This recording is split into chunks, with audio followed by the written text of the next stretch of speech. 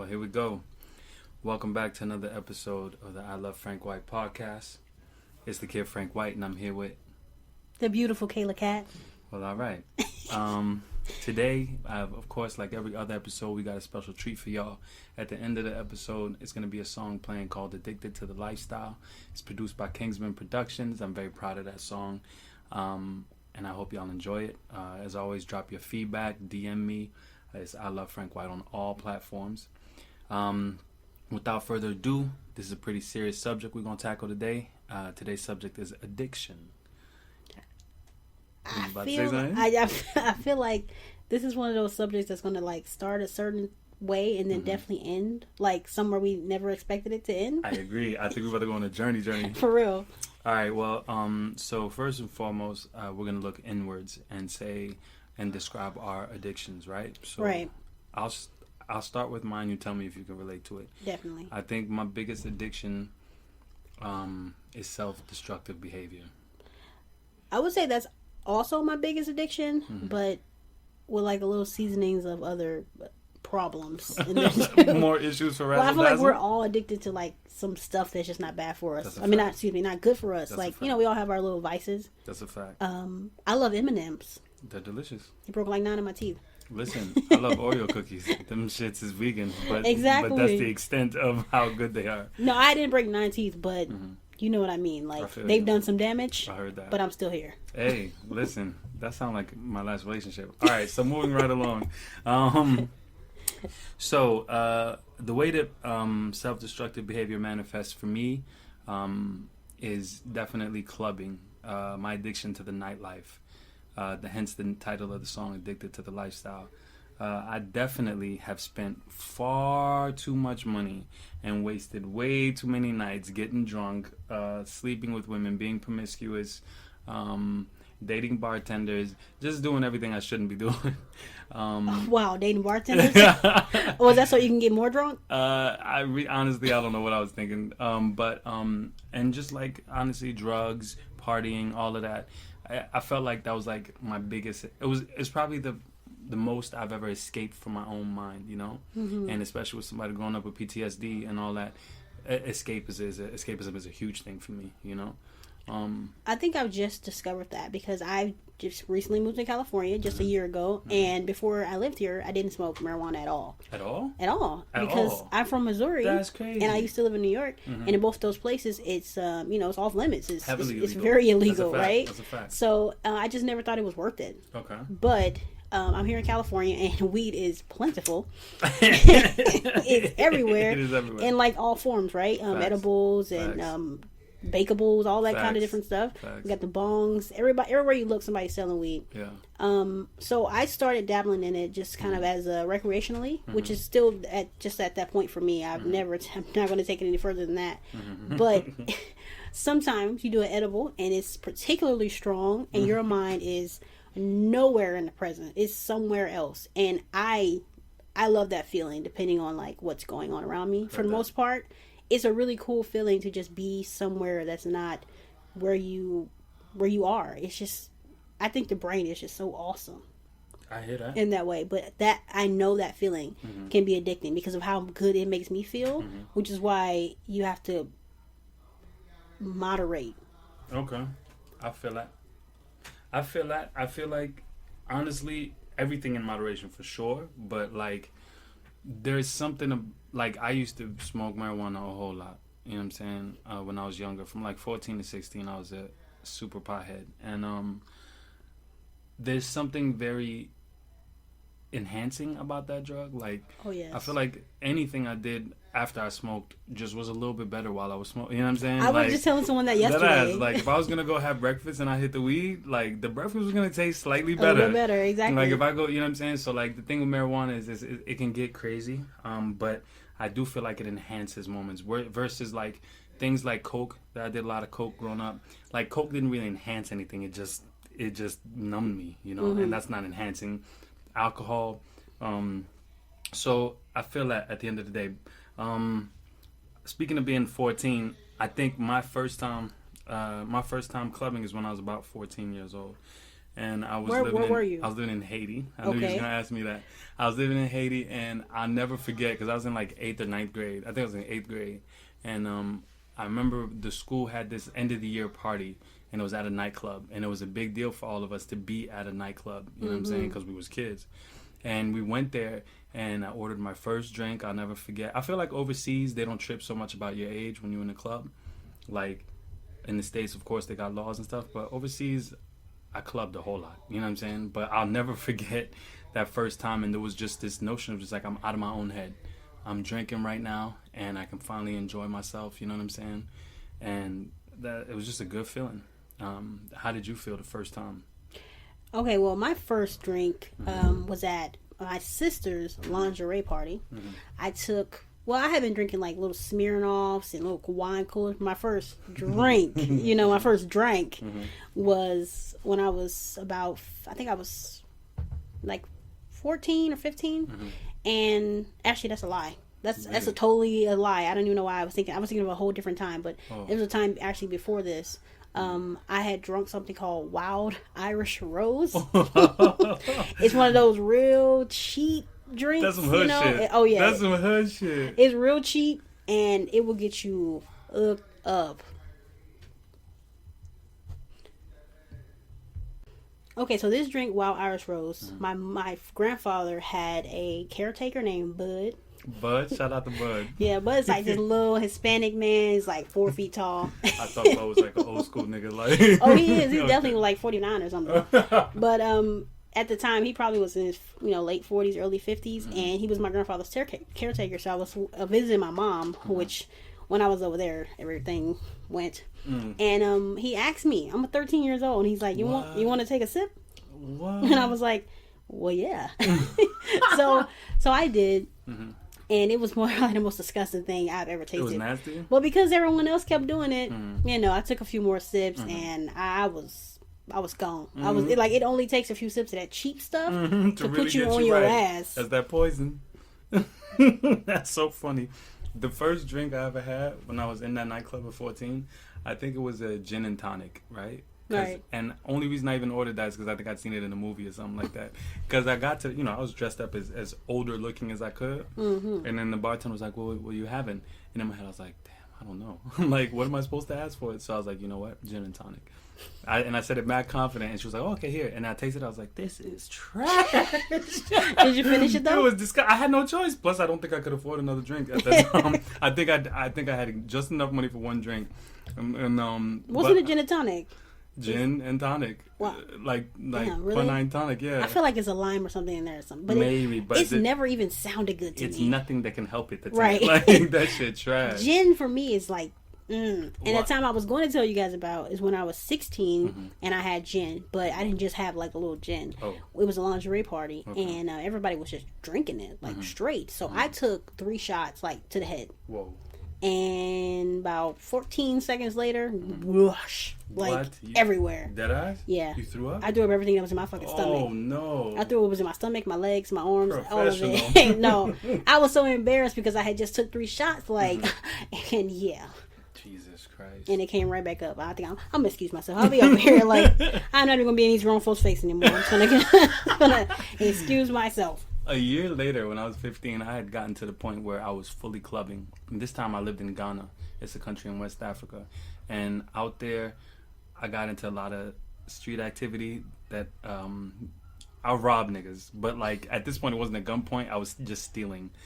And I was like a kleptomaniac. Like I would steal anything. Like, so you didn't need it. You just wanted it. I was just addicted to stealing at that point. And like, but I was stealing to get money to go to the club. You know what I'm saying? I see. And so I would go to the clubs, and me and my friends would go, and we would go every night. And we would go up in there, and we were known as the little niggas that come in here with money. So we'd have our table, right? And we would just go every night. And it was just like, you sleep all day and then club all night. And so you don't ever have to think about your problems. You know what I'm saying? Yeah, the only thing you got to think about is getting some food. And getting cute for the club. And getting ready for the club. You understand? And like, I was in there heavy. At 15, I just remember and that's when I started realizing that this might be an addiction, is because I was doing everything possible to get money to feed this addiction. You understand? Wow. You never think about that as an addiction. I mean, maybe drugs, but never actually being in that atmosphere. So you were addicted to the emotional high. Yes, and just the withdrawnness that I could experience. Right. Like I could drown out. I could drown out all the thoughts in my head. Like I knew for a fact that like I knew my clubbing had gotten out of hand when I started stealing from my little sister's piggy bank. Wow. My little sister had a piggy bank, and I was slowly stealing money out of it to feed my desire to go out. That's so crazy. I would rob my stepfather. I would rob people around the way. I would rob anybody that I could rob. I would rob just so I could get money to go to the club, and it became truly an addiction. You know what I'm saying? Like every night, just out clubbing, and I was 15 years old. Like the amounts of money that I wasted in them clubs is ridiculous. But I got even crazier stories than that. I feel like that's when you first started to notice this problem. Somebody really close to me, I'm definitely not going to say who it is, told me that he tried crack. What? Yes, and he said the next day all my money was gone. So he had tried it, and because of it, he had done some other stupid stuff with all his money. But that was enough for him to say, nope. Like, this is not for me. Damn. So I feel like once you start noticing that, like, it hits your pockets, like, and it's a sacrifice that you're making financially, that's when it starts to become like, is this a problem? Is this a habit? Is something I need to address? Yeah, if you're in tune with yourself. Exactly. Yeah. I mean, it's funny you say that because, so I was getting high around the clock, right? 14 to 16. And one night, I turned 16. I was still in Ghana or whatever. And I bought weed from this dude that I'd never bought weed from before. And he was a piece of shit. I'm going to say his name now. His name was Pusha. Fuck that boy. But, but I bought weed from Pusha one night, and me and one of my homeboys I used to go clubbing with, we sat in front of the club and smoked it. And that night, my whole life changed. Because he had laced the weed with angel dust. Oh, and had pre-rolled it. Just because he's a dickhead. Wow. And so I smoked it, lost my mind. And that's around the time that I lost my homeboy Joseph, who had got shot and his grandmother had been killed or whatever. And then I went to retaliate for his death. All of that happened from that one night. Once I hit that angel dust, my brain was gone. That's when I had my homeboy go steal his father's gun so I could go get into everything. And like, so addictions are crazy because I know a lot of times kids hear parents or adults be like, yo, that's a gateway drug, or da-da. And they be like, oh, that's exaggeration. But the truth is, it can be, it's not always the case, but it can be a gateway to something else. So right there I was smoking marijuana, and now trusting this idiot who's selling me a pre-rolled blunt, I've now dabbled into angel dust. You understand what I'm saying? So it's crazy like that. So did you ever want to try the angel dust again? I had a desire for it. Really? Yeah, I had a very big desire for it, and I took like, I'll never forget, because after everything unfolded with the retaliation and everything, I was in bed for like a week. I didn't even go to school or nothing. I was just at home recovering, and I literally went through like withdrawals. You know what I'm saying? Like I was physically in pain, wanting more of it, like literally feeling my body saying I want more angel dust, and like and from there is when I stopped smoking weed like that. You know what I'm saying? And that's why when people be like, "Oh, you don't smoke like that no more," it's like, yeah, but I'm not gonna get into all the details of why. I know people who've had that same experience where it's not what they said it was. Yeah. It was like something, kind of. Even if you do drugs like crack, there's a higher quality way to make it. So if you make it the dirt cheap way, where everything is super cheap, and it could affect you. People become paralyzed, like first hit type stuff. Fact. And I'm so thankful that it didn't get to that point, that I didn't become just a dust head while I was just addicted to angel dust, because it really could have gone you never hear that. You never hear that. That ass, like, it could have gone like, that I wonder way. if angel dust, is that still a thing? I hope not. Is it still a thing? It's a terrible drug, man. It really had me spazzed out and broke. I just never want to experience it. It feels like one of those old drugs. I think that's what like Jane Brown did. Right? That's why nobody could understand what he was saying. Exactly. All right, let me chill. I gotta relax.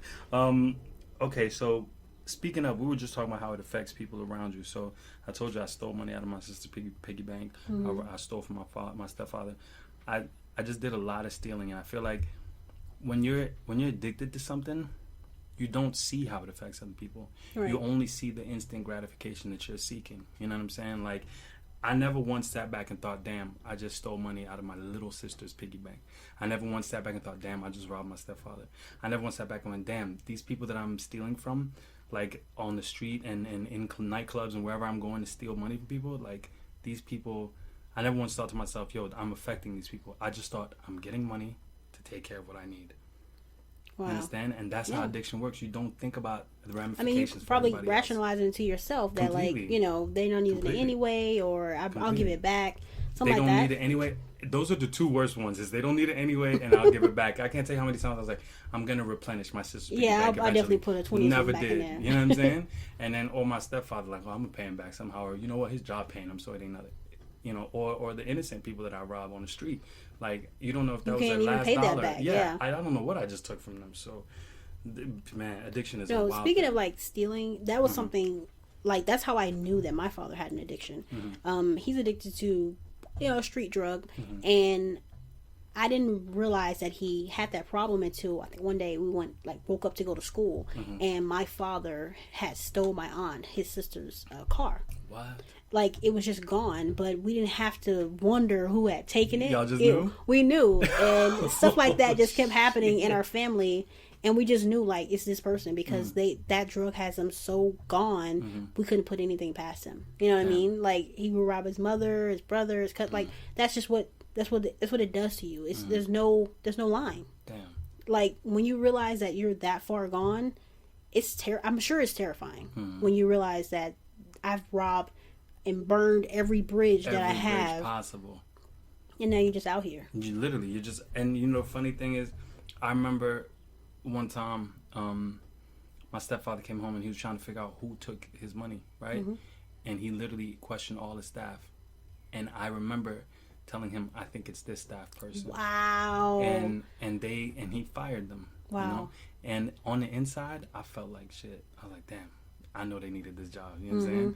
But on the outside, I was totally bull-faced. You know what I'm saying? Do you think your father suspected you? This is the thing. Is I think at some point he started to realize, okay, my son has issues. But the problem is, when you love people, love really is blind. You see people in one dimension. So when they're doing you wrong, when you love somebody, it's very hard to see it. It's not until you're out of it that you really see it. But I do think at some point he became aware, okay, my son's got issues. I definitely, when I came home and told him I got into a shootout, he was like, oh, okay, this is not the little suburban kid I used to know. Probably didn't think you had been that far gone. Yeah, exactly. But you never see it when you love somebody. It's blinding. And that's the thing with addiction, man. It's crazy. I thought for a long time that, like, clubbing and all that was going to get old to me. You know what I'm saying? I started so young. But I remember well into my 20s, like, at one point, I remember the shift from, like, life is no longer about what's happening. It's just about a means to get to the next thing. So, like, when I came back to the States, you know what I mean, to finish school, and I was in high school, my means of going to find money started becoming more extreme. So it started as just, like, stealing money out of my sister's piggy bank, or robbing my stepfather, or robbing somebody I seen on the street. When I got back to the States, I'm not going to say where I was working, but where I was working, the uniform was all black. And I would go to work with a ski mask in my pocket. You know what I'm saying? So I was working at this very important place. The uniform was all black, and I had my ski mask with me. And by day, while I was at that job, I was the most professional human being ever. As soon as we were done and everything was closed up, I would walk around the corner, throw on my ski mask, and literally rob people at gunpoint. Wow. You understand? Like, that's how far I'd gotten. And some nights, I didn't even have the gun with me. Some nights, I was robbing people with my hands in my coat. Oh, my goodness. You understand what I'm saying? Like, just praying that it doesn't escalate to somewhere where, you know, but lucky for me, like, being a big, tall black man is scary in America. Yeah. Yes, like, speaking of my father again. You understand? So it's like, people are already in fear, but to get to that extreme just to live a lifestyle that is beyond my means, like, that is addiction. Definitely. When you're doing things that are just completely out of character, illegal, and crazy, that you have an addiction. You know what I'm saying? I got you. With the addiction that we talked about earlier, with being addicted to people, it probably has to be one of the hardest things to overcome. Like, of course, if you're trying to get off crack or heroin or something, you definitely got a road. But there's nothing like it actually being a flesh and blood human being that you have to pry yourself away from. That's way harder. I mean, because it's a learned behavior and it's ingrained. Exactly. I mean, to love another human is one of the most human things to do. Absolutely. Oof, that's like deep. It really is like the thing that comes. I mean, I don't care where you're from. To want to be loved, it's a very natural feeling. So if a person is applying you with that, they got you. You know what I mean? You'll put up with all You will kinds put up with of all bullshit. kinds of shit to feel that validation, that love, that emotional connection. Oh my I mean, God! isn't it like the best sex when a person is just terrible for you? It is crippling. Like when the person is bad for you and you love them, it is absolutely crippling to let them go because you develop a dependency. And you develop a sense of worth through that person. I mean, they become like a part of you. They become a part of you. So letting go of somebody that's not good for you is so difficult. And those of us who grew up in trauma are so prone to be with people that are not good for us because it's an environment that we're used to already. I don't think people like think of it as an addiction. And you know how they have Alcoholics Anonymous, Narcotics Anonymous, Gamblers Anonymous? Yeah. Why don't we have toxic ass people anonymous? Hey, look, right? I would be the president no, of that. They call that therapy. Like, no, but we don't get a support group. We need a Toxic People Anonymous. We need a TPA out here because it's true. I'm going to look into it, y'all. Please. Like, it's true. That is the hardest thing to let go of. Forget breaking habits and stuff like that. Yeah. Like, breaking bonds with people, that is very, It is. Because that person, well, we were talking about this the other day. When you're done with someone, and that's probably... I know you say people can call you if you guys have history. Yeah. And I'm more like, lock the door, throw away the key. Don't call me. Because I know that door, it's a slippery slope. You let that person back in, you let them in for a phone call, let them in for a lunch. I'm in your town, let's catch up. You're picking up your pennies and you put them in your purse. And toxic niggas love that. Right. That's the best kind of sex. You gotta put your pennies in your purse. The best kind of sex is the sex you have with the person you're not supposed to be having sex with. Why is that? Listen, I'm gonna say this one more time for the people. The best kind of sex you can have is the sex you have with the person you're not supposed to be having sex with. Why is that? That's a very solid question. I don't have. I think we just have that DNA where you just kind of want what you can't have, right? Y'all have the DNA. I have the bone structure of that. Like It's my fundamental. I gotta break this habit. Listen, because I know people, I know it's true. I have to break this habit. I love unavailable people, and not just unavailable, but like people that I should not be with. That's like my go-to. Yeah. Like I've had so many people that were good for me that were fully single and available, and I'm like, nah, I don't want you. So what is you think you like the chase? It's not. Is it the chase. adrenaline rush you get? It's the. This is what I'm familiar with. I'm familiar with somebody with issues because I have issues. I'm familiar. Oh, does it make you a little less subconscious about yours? Exactly. Oh, I got you. You know what though? That feeling. I was listening to someone talk the other day, and he said the reason why we put our favorite songs on repeat is because being related to is addicting. Which is why I stress, and he stresses also. Shout out to Mr. Derek Jackson. He's my favorite freaking YouTuber these days. Shout out Derek Jackson. That's why I stress when I'm talking to people about their relationships because I'm a life coach. Is that a black man? It is a black man. Okay, so shout out Derek Jackson one more time. Okay. So I talk to people about like getting mentally stimulated by their partners because that feeling of having somebody relate to you and like basically not so much co-sign what you're saying, but just to be understood. Oh my God. Isn't that what they say? Listen, mental stimulation. Right. I remember the shift. Like when I was younger, it was all about physical appearance and stupid shit like that. But I remember the shift when it became about mental stimulation.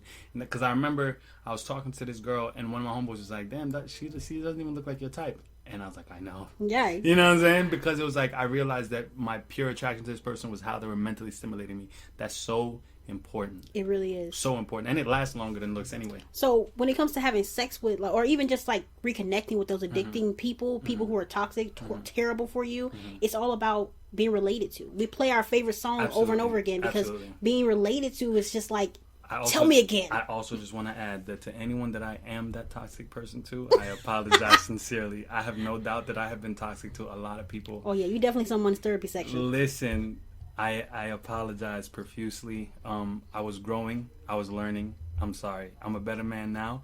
You'll never get to witness it. God ain't done with me, but I'm a better man.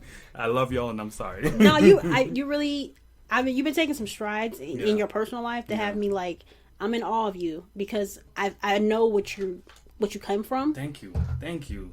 Say that one more time. Okay, please. we're not gonna do that. Okay, all right. But I know what you come from, and I know how hard it is to break those soul ties. Yes. Those soul ties you have to a person, and it can be a generational thing where we just pass down toxicity. Just cycles, man. Just bad cycles. Over and over again. And I was talking to someone who doesn't drink because his father was an alcoholic. Damn, that's real. And he's literally terrified. This is a grown man who's terrified. He's never had liquor ever in his life. Damn. He's terrified to even taste it because he thinks, he says, you know, I feel like it's in my blood because so many other people in his family are addicted to it.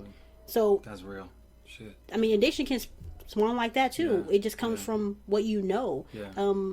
Being overweight, that's a personal journey that I have. Calories, it's not what we talked about at all back in 2001 when I was getting fed. Not at all. This vegan calories, gluten, avocado. I wish I would have said to my grandmother, "Hey, is this gluten free? I want some gluten free." She'd have knocked me the fuck out and asked me if the punch was gluten free. Like, wow, like that ass. Like, what? What are you talking about? Like, so like even like all that stuff, it can be just something that's totally ingrained in you. It's an addiction. Like, I was addicted to sugar.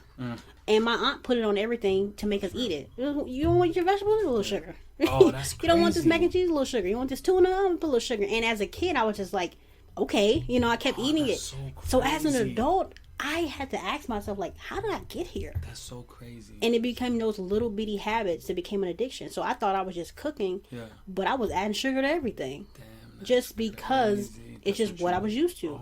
And when I stopped sugar, just like you with the angel dust, I was in pain. I was physically in pain to cut it out of my life. I smoked a cigarette because somebody gave it to me and said, I think you need this. Damn. That's what I was. The sugar had that much of a hold on me. My body was like, what the fuck is happening? We've been having sugar every day for 25 years. What are you doing right now? But it's one of those things that is something that was a part of my life. And now as an adult, I have to deal with it. You know what I mean? Like, I have to deal with the addiction and treat it as such to move on. Damn, that is so real. Listen, the childhood, I never understood this until like I was older, that our childhoods mold so much of us. When you talk about your mom's putting sugar on your food, I watched my father be an alcoholic growing up. My little sister, by the time my little sister was around, he had quit drinking. He was a different dude. So she knows a different version of my stepfather than I do. I know the alcoholic. I know the dude that I watch cheat like profusely. I know the alcoholic that I watched make a lot of bad decisions. You know what I'm saying? So by the time I started doing it, I realized where I got it from. You know what I'm saying? Our childhoods mold us so much. This nightlife, I went from just drinking and clubbing to sleeping with prostitutes to just doing all kinds of drugs. Everything just escalated. They were all self-destructive behaviors, but it's learned self-destructive behavior. That's the worst part, is that I've seen it somewhere before. You understand? That's why it's so important for me to grow now, so that I can be a good example to my future children. Wow, that's very big of you. That's well, that's not why I'm not having children, but that's a decision I made in my life to never be somebody's mother. And of course, that can change. That can change tomorrow if I meet someone who changes that, or I might just meet a bird that makes me change my mind. You never know. You do love hummingbirds. I do. I'm saying, I feel like every experience has the opportunity to change you. So when I say I don't want to have children, that's my position today. But I felt like my aunt was uninvolved in certain things, and because she was like working a lot, you know, it wasn't her intention to be uninvolved, but I felt like she was uninvolved. So I had a fear, I still have a fear, that if I have a child today, I will be like helicopter mom, just on top of every little thing. I want to make sure you're doing this, I want to check your homework, I want to check everything. So that was actually because it was like a part of my childhood, it became a reason why I don't even want to have children. As opposed to your reason where you're like, I need to get better for when I have these kids. You know, it's funny because it's like, I don't know, I feel like there was a time when I didn't want to have children either, you know? And during that time, I literally thought I was just going to live my life to the brink. I just wanted to do everything I wanted to do. You know what I'm saying? I'd been denied that so much. Now, it's easy to blame everything that happened as a child, but I also want to always reflect on the things that I did consciously as an adult. I remember I was making some decent money, and I remember one specific week before I went to Miami, where I rented a mansion to shoot a music video. Completely unnecessary money was spent, right? But before I even did that, I went clubbing I think it was like Memorial Weekend or something like that, but I went clubbing every day, and each night the tab was like $2,000, $3,000 each night, just running through ridiculous amounts of money, all to numb myself. Of course, you know, to the outside world, it's like, yeah, look at me showing off, I got tables, I'm doing this and that. I was dead inside. I was completely unhappy. But this was in my mind. I convinced myself that's the therapy when it wasn't at all. You know what I'm saying? Yeah. And opulent lifestyle, extravagant spending, opulence. A lot of times, I'm not saying it's the case for everybody, but a lot of times it's to mask the pain inside. A lot of nights when I was out there clubbing and buying tables and sleeping with bartenders and bottle girls and all that, it was to mask the unhappiness that I was experiencing. It was almost like a separate life from everything. During the day, I was doing real estate and other corporate stuff, and then at night, here I am, just this guy just drinking his life away. Now, to everybody else, it looks great, right? But I think that all of us in that lifestyle knew how Right. miserable all of us were. You understand? We were all playing a part. The bottle girls were pretending to have A a good great time. time with the little stupid sparkles on the bottles, and here I was, the customer, spending all this money, pretending like, hey, look at me spending all this money. Life is so good, but truthfully, life was absolutely depressing. Money does not solve anything. And whatever issues you have, you just said a nigga with issues and money. Like, Right. That's it. You know what I'm saying? That is a misconception because people even get addicted to money. People That's- will their whole life. Greed is one of the worst Yes, things. their Yeah. whole life they will say, "I'm rich." That's Yeah. the goal. That's the goal. They get all that money, nobody Yeah. to share it with, Yeah. not even a dog to Yeah. take care of because they're so Yeah. busy ripping and running. Yeah. Trying to make all this money and put Yeah. it away, and even that can be at your detriment. Yeah. Even money. I know that sounds crazy, Especially money. but it's definitely not. Especially money. I read something that said, "If money's the root of all evil, why did they ask for it in church?" Because there's a lot of evil shit going on in the churches. I'm telling you, that's another story for another listen, episode. That's a whole other podcast. But no, listen, it's so real. Like, and I want to say this. When I was younger, I thought, you know what? I set these stupid milestones. I remember one of my milestones was make 6 figures by the time I'm 30. And I hit 30 and I made 6 figures. And I was financially fine, but I was at the worst place in my life mentally, worst place in my life emotionally. And I can't tell you how stupid I felt that was a milestone that I set. Instead of by 30, I'm going to have like figured out yourself? my fucking issues. I'm going to love myself, forget liking, love yourself, forgive yourself, grow, live a healthy lifestyle. No, I set this financial milestone, and when I reached it, it's like climbing the highest mountain. You get to the top, and it's like, damn, I'm above the clouds. I can't even see shit. Why the Right? fuck I came up here for? You know what I'm saying? Like, it was terrible. So I want to stress to people listening, money. I know we're in the era of secure the bag, get the money over bitches, Right. whatever. None of that shit. It means absolutely nothing if you're not happy first. I'm not saying don't get the money. Get the money, but be happy first. Right. I feel like if people put as much effort as they do into like a career or getting money as they do into their own personal mental journey, you'll be happier for it. Way happier. If you're going to invest in some money, invest in your mental health. Invest in your goddamn self first. You know what I'm saying? That's absolutely real. It's crazy. It's like nobody teaches you these things. Like, focus on yourself, get better, change your priorities. Nobody teaches you any of that stuff. You're just learning it as you go. I don't recall my parents being like, yo, listen, I know you have these financial goals. I know you have these educational goals.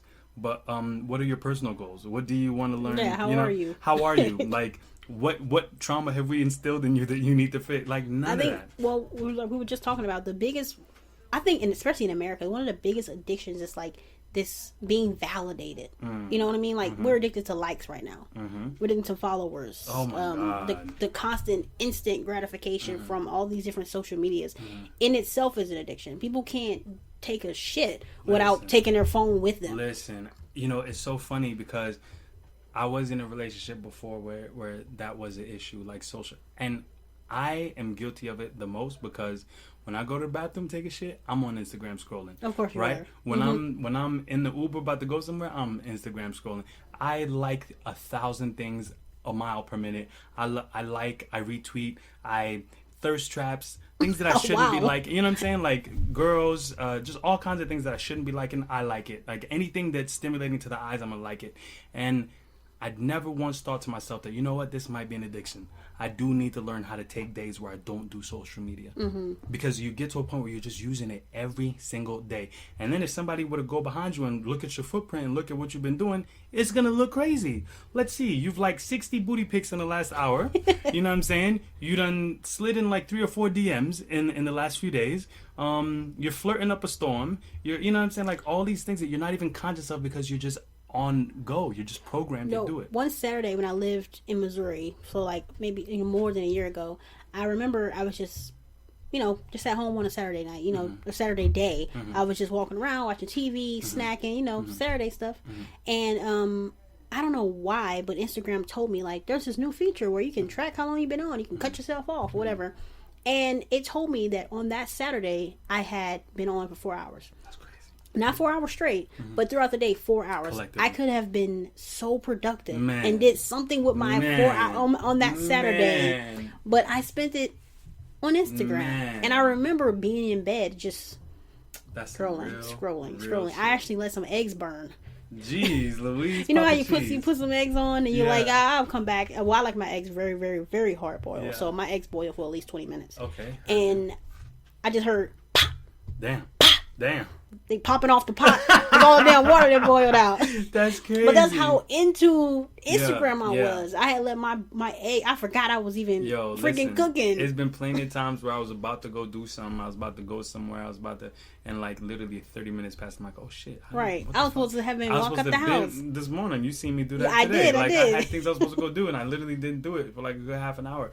Like, be conscious of the decisions you make. A lot of things are addictions and you're not even aware of it. You know what I'm saying? Like, it's funny because like I socialize a lot. I'm a social person. So whenever I'm different places on sets or anything like that, at work, I'll be around people. We're constantly sharing Instagrams, following each other, following everybody, following back, following that.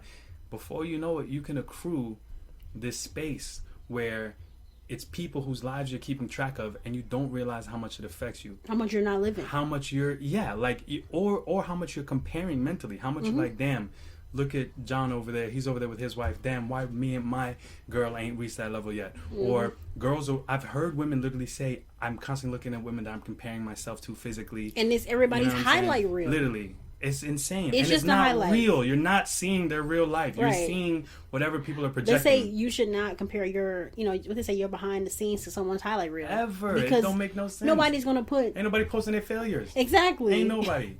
You know what I'm saying? But that feeling can become addicting. Even that self-destructive feeling of comparing yourself constantly, even though it's a bunch of stuff on Instagram that might make you feel bad, might make you feel inadequate, you still get on there because you want to see what everybody else is doing. Absolutely. And what can get dangerous, interaction can get dangerous too. Like, I found myself in other relationships where it was like, I like somebody's picture, they like mine, and that instant gratification of receiving a notification that somebody liked something you did, and then before you know it, you got a whole football team of women that are liking your stuff.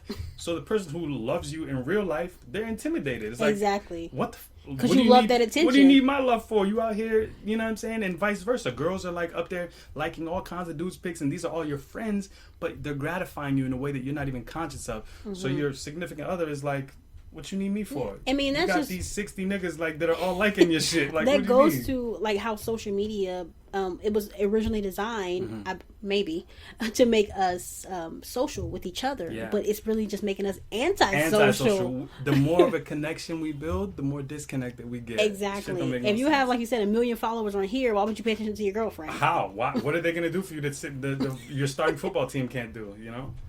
But that's funny. Getting back to this nightlife addiction, I definitely want to talk about the craziest night I ever had. Bear with me. You know how my stories be. My stories be stories. Yeah, I got my Pepsi. Okay. I'm ready. Okay. Whew. I'm almost afraid to tell this story, but I'm going to tell it anyway. And I'm going to leave out as many details as I can. All right. So here's the story. Now, I'm an adult now, right? So the night starts going to a nightclub, as I always do.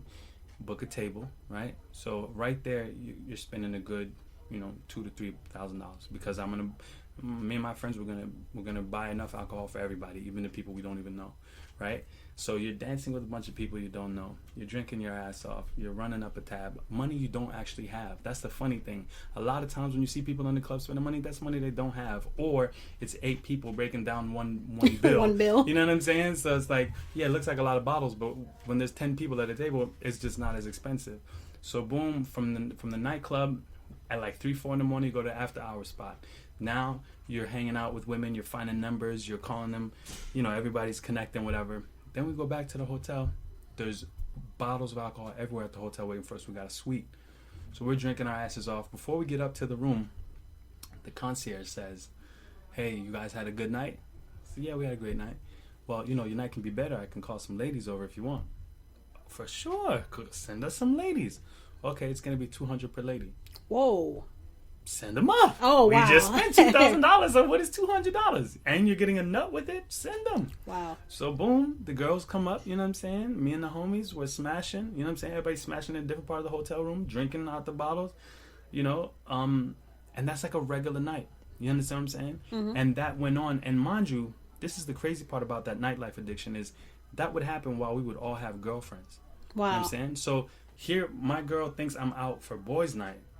But I'm out here fucking a prostitute, or I'm out here fucking some chick I met at the club. You know what I'm saying? I can't tell you. I've met girls in the nightclub and had sex with them, unprotected sex with them, within 20 minutes of meeting them in the bathroom of the nightclub.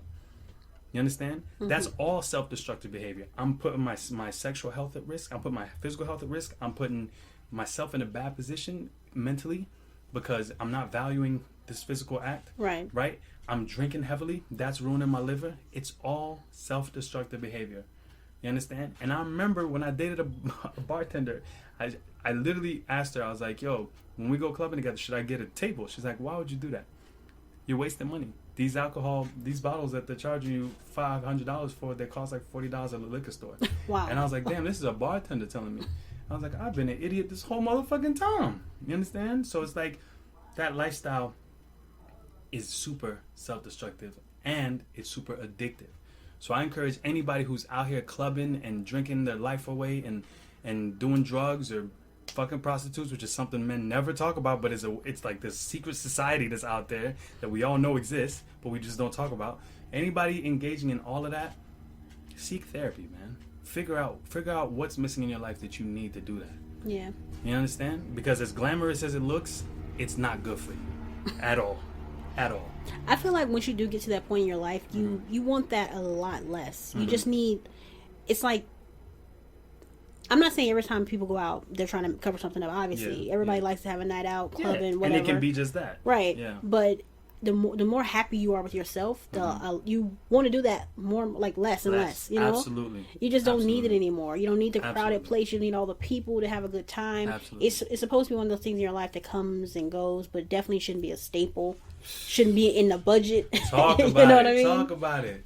Listen, I completely agree with you. The funniest thing, I was in a relationship with a woman who had children, and we were building a beautiful situation, a beautiful relationship, and I had the privilege of being able to take care of her and her kids for a few days, and I can honestly say that those nights and days that I spent in what felt like a family environment, that will surpass any bottle popping, any trips to Miami, anything that I've ever experienced in my life. You get to a point where it's like real happiness, like just being able to be a unit, a family unit. That will be better than any nightclub I've ever hit. It will be better than a Mercedes that I used to own. Like nothing will ever top that. You know Making what? 6 figures, real happiness is not in the nightlife. The real happiness is in the interpersonal connections that you make. The real happiness is in your real life. I remember when I used to think people who said stuff like that were just like lying. Like there's no way some snotty nose ass kids is gonna be better than me getting tequila shot in my mouth. You know what I mean? But like no way. Though. But even though I don't personally want that for myself, I do value my relationships with people more, and I can tell you just being amongst friends how much better it is. Give me like a dinner party with Thank you and a few of our friends, and we playing sorry or right? some Give me that like, any day over some clubbing. I agree. I agree completely. It's just something about knowing that you're around people who have your best interest, Genuinely and you know care that about club it's all about money. It's about people that don't give a goddamn They about don't you. right. They don't care. Give a damn about themselves. So how can they give a damn about you? They don't care. They just want to be involved in what's going on around you, And maybe. temporarily distracted. But something special about being surrounded by people who truly have your best interests at heart, and Absolutely. you enjoy that interaction more than you do with a stranger. Absolutely. Because I know we have a rapport, we have a connection. You know what I mean? Absolutely. So I remember when I thought that was just like a wives' tale, but I can definitely attest to it now. I love that my circle is small. Yeah. And I mean, I'm not saying everybody should be, but I'm happier now. Listen, my circle I feel you. I feel this you. big. I feel you. But you know, it's funny you say that because in high school, middle school, I was so popular, and I thought that was what happiness was, right? Like everybody showing love, everybody knowing me. Like my reputation exceeded me. Like people knew me at other schools. I was, that I thought in my mind, this is the move right here. Everybody knows me. Everybody loves me. Even people that hate me love me. As long as they're talking about me, this is success, right? Yeah. And then as I got older, I realized no. Like having like 3 or 4 solid friends is way better than having 50, 60 acquaintances that don't give a fuck about you. Is. You understand? Like, and that goes the same for promiscuity in the lifestyle. Like, like I promise that like at some point in your life, because of the poor role models that we had growing up, a lot of men are taught, especially black men, to hypersexualize themselves and screw a bunch of different people, have sex everywhere. Nothing on God's green earth has ever topped me making love to the woman that I love. Nothing has ever topped that. Like, it's comparing McDonald's to a healthy, enjoyable, fine dining meal. It's right. Because McDonald's will get the instant gratification. It's going to get you where you need to go. Right. It's over a billion served. Right. Exactly. But when you have a good, healthy meal, you understand? When you have a good, healthy meal, it feels good. Over a billion served. Wow. That ass. Like, there's no...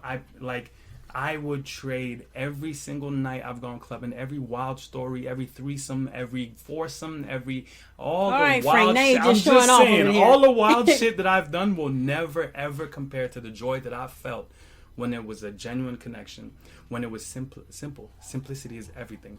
When it was literally, all the pep rallies and high school events or all the college parties, none of that shit compares to when it was genuinely just a group of people that we really rocked together. We could have been sitting down just drinking coffee, talking shit. That genuine connections will always trump anything else. Always. Okay. I definitely agree with you on that one. Yeah. I mean, based on what Frank is saying is he's ready to get married. What I'm saying is, listen, I am so ready to get married and have children and take care. If the woman that I marry has children, I'm ready to take care of those children too. But more than anything, let me Frank trying to find a family on here. You understand? Hey, look, holla at the kid. Right. No, but Soccer moms, please DMs apply. is open. Nah, listen, let me stop playing. No, I actually have a pretty good idea of who I'm gonna marry, but I'm gonna keep that to myself. But but what I will say is that it took me a lifetime to realize that lifestyle that I was addicted to, I was chasing the wrong thing. I was chasing the wrong high. The real high has nothing to do with getting high. The real high is with genuine connection. The real high is loving yourself. The real high and the real lifestyle is being around people that genuinely love you and you love them. And so no matter what addiction that you're dealing with, whatever is distracting you from what you should be chasing, get away from it, man. Let it go. Figure out how to let it go. Sometimes we can do it ourselves, and sometimes we need help. Most of the time we do need help. You need a person. My pastor used to say to kill that hostage. You understand? Talk about it. He's like, if that hostage in the basement, go down there and kill it. If that hostage on the roof, like, it's just like having that monkey on your back. Yes, that's kind of the metaphor. It really is, though. But sometimes you need somebody to go in and help you with the dirty work. Somebody who's going to tie you down. Like, no, you're not getting no cigarettes. You know what I mean? You need somebody who will really tell you no. Give somebody your money and tell them to hold it, only help you pay your bills. Yes. Don't give me no extra. Hey, listen, that's so real. And it's so funny you said that. I talked about the nightlife and that addiction, but that addiction has so many subcategories to it. Money management, right? Physical health, sexual health. There's so many subcategories. Time management, because you every time you're going out and getting drunk and wasted, you're not waking up at 100% the next day. Exactly. So you're ruining other opportunities. So, listen, please, no matter who you are, if you're listening to this, please get help with whatever you're struggling with. Please. And 9 times out of 10, people who are dealing with an addiction, and maybe it's clubbing, maybe it's drugs, you have people in your life who are willing to go, to help you go to bat with that. You'll have probably burned a couple bridges too. Right, of course. And they might not want anything to do with you, but I feel like there's so many resources out there now, and that's the beauty about being born in this time. I'm so grateful. And now I appreciate our ancestors and all the stuff they went through for us, but I really appreciate being born in this time where there's almost nothing that is unavailable to us. Man, that's the realest. You know what I mean? They even have therapy apps if you just want to talk to somebody. It's never a lost cause. And with today's day and age, that we have so much stuff you can involve yourself in, so many support groups you can be in, just even if you don't want to talk, you just want to listen to other people because they're going through the same thing that you're going through. It's too much out here for you to give up. Agreed. My homegirl Ash actually slid in my DMs to remind me, because she watched a preview of one of these podcasts that I was doing, and she said our ancestors were worrying about survival, and so they didn't have the same resources we had. And like, it made me realize, because a lot of times I found myself upset with the previous generation and the habits and things that I took on that they could have prevented. Yes. But the truth is, they were facing different obstacles than us. We are very lucky to be in a time where we can create the time to take care of ourselves, to focus on self-love, to focus on growth, to focus on physical and mental health. So let's take advantage of that. I mean, really, it's as simple as if you know better, you do better. I think, I know for a fact, if my aunt, she knew that giving me sugar constantly was going to make me an overweight adult and, have trouble with food and binge eating not understanding what these cravings were coming from, I don't think she would ever did it. So that's a fact. We know better, so we have to do better. And the people that came before us, they were just trying to do better too. My aunt was deprived of what she wanted. She didn't, well, not really deprived, but she didn't have options. So she gave me all of them. You know what I mean? That makes sense. And now that I know both stories, I can do a different story. And my daughter might be like, yeah, my mom, she would never stop talking. So when I get my kids, I'm not going to talk at all. You know what I mean? Like, we are just trying to do better than our parents. No, we really are. We really are. And, like I said, my biggest motivation for the growth, and thank you for acknowledging my growth. That really means a lot to me. But my biggest motivation for my growth is really just the future generation and what I want to impart to them. And I want to be at my best. I really do want to break whatever cycles that came before me. And, honestly, man, like, even if you don't have kids, I really want to stress this, that people who don't end up having kids, if you can be the best version of yourself as you go through this life, that's a blessing. Because you don't have to have kids to impact people. You don't. You impact me every single day. You know what I'm saying? Like, your growth, the way you deal with people, the way you care about your friends, all of that impacts me. You know what I'm saying? And so it's not just about having kids. It's about just being the best version of yourself. And that is the highest thing. That's the best thing you can do to everybody around you, is to learn how to be the best version of yourself.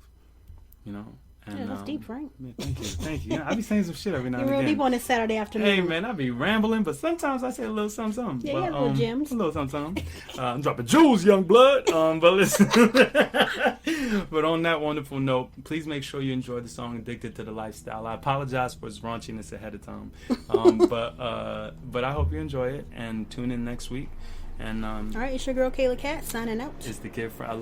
It's the kid Frank White. I love Frank White. I love myself, and I hope you learn to love yourself. We popping bottles every night now. Addicted to the lifestyle. Dressing really nice now. Let them know it's lights out. I don't know about you. I'm too grown to be iced out. Overtip the waitress and I tell her bring the ice out. Bottles every night now. Addicted to the lifestyle. Dressing really nice now. Let them know it's lights out. I don't know about you. I'm too grown to be iced out. Overtip the waitress and I tell her bring the ice out. They know I've been on the grind since the day old.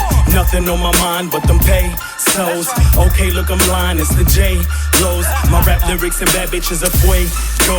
I do it for my body, or like Tego, boy. Built this brick by brick, like them Lego toys. Bad boys moving silence, we make no noise. Killers stay so poised, niggas so bad man. Them, not chat, not go friend them. Gunshot, we send them, let's not pretend them. Young Barry Bonds, see the hits don't stop. Funny waitress, bring me rose. Chris don't rock, taking the rhythm and killing it slow. Feel like like Biggie and Jigga with dope. I say eeny, meeny, money, mo. Sinno got a lot of flows, plus I got a lot of hoes sipping out of bottles. So enemies the model, so these other niggas gotta go. Popping bottles every night now, addicted to the lifestyle, dressing really nice now. Let them know it's lights out. I don't know about you, I'm too grown to be iced out. Overtip the waitress and I tell her bring the ice out. Bottles every night now, addicted to the lifestyle, dressing really nice now. Let them know it's lights out. I don't know about you, I'm too grown to be iced out. Overtip the waitress and I tell her bring the ice out. More money, snow bunnies are loving us. I'll put this politely, nobody can fuck with us. Streets done corrupted us, club hop with my dogs, like we brought corrupt with us. Leave your honey stuck with us, strippers wanna fuck with us. Fall in love with customers, in and out of freak sex, in and out of sweets check, in and out of sleep, like we living out of Greek fest. 9 to 5, 5 to 9, ain't no time to sleep yet. Change here with us, the saint here with us, the champagne campaign gang here with us. Hoes playing reindeer games here with us. Fuck them, we don't trust them, they ain't came here with us.